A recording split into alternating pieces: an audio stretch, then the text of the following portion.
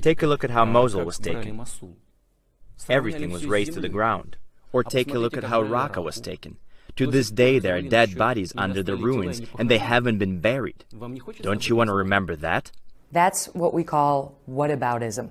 That's you pointing to somebody else's bad behavior to justify your own or that of your ally. We're talking about Assad and dead children thanks to sarin gas. That came charging, excuse me.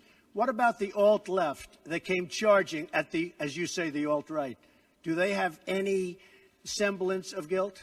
Let me ask you this. What about the fact that they came charging with clubs in their hands, swinging clubs?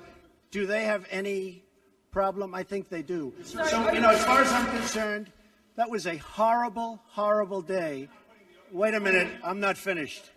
Okay, and so in terms of draining the swamp, do you think if an Obama cabinet official rented an apartment here in Washington from the wife of a Washington lobbyist, you don't think Donald Trump and You know what I think about it? You know what I think about it, Ed? You know what I think about it, Ed?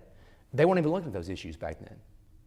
Well, we're looking at them now. There are members of Congress that have for years rented rooms on Capitol Hill, just the C Street area. So it's a swamp. You said it's a swamp, Donald Trump. No, but you're not changing it then. You're doing the same thing they did, you're saying. Ed, if they did it, it's okay for you. No, I didn't say that. I'm not saying that at all. Congressmen have been doing it. You said if the Obama people did it, the media wouldn't cover it. So if it happened before, why aren't you changing? Loan sharking and all sorts of other racketeering crimes.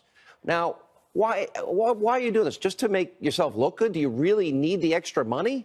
Just to become rich and famous? Just to make your point that you don't like Donald Trump? Now, I guess since Comey, if he's going to use the sweeping analogy, I've decided tonight we're going to use the Comey standard, I call it, and make some comparisons of our own. Now, if Comey thinks Trump is a mob boss, if he is in his eyes, well, let's talk about a family responsible for actual crimes. We'll call it the head of the notorious political cabal. Of course, Bill and Hillary.